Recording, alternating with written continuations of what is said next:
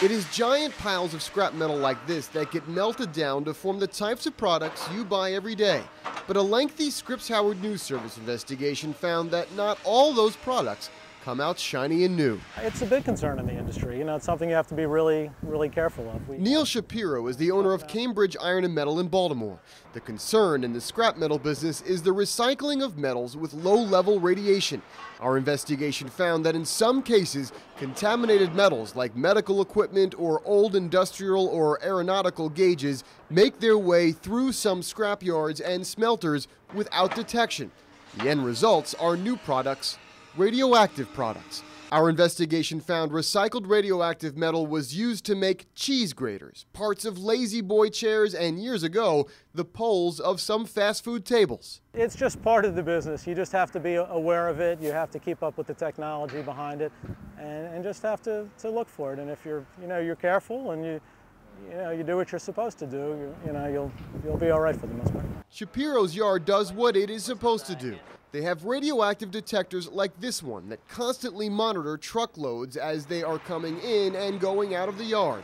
If the detector goes off, the load is inspected and the radioactive metal is properly disposed, a process that involves the state.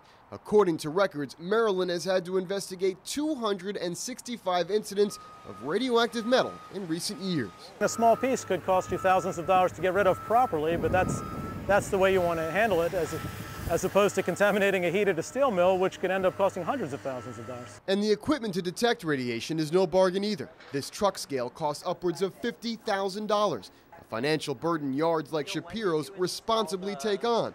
But we found that there is no federal oversight or standard requiring scrap yards to test their metals. As you get further down on the scale of scrap dealer, you're going to find less and less of that equipment. Steve Steinbach is with Ansem Metals.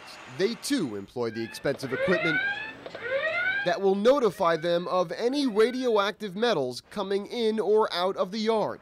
But he too knows not every yard can afford this system, and not every yard will go through the expense. When it happens, it is a violation of an existing regulation, but there are no regulations in place that say you have to do what we've done here. A dangerous proposition, experts say, as these recycled metals turn into flatware, kitchen utensils, and just about anything else you may buy.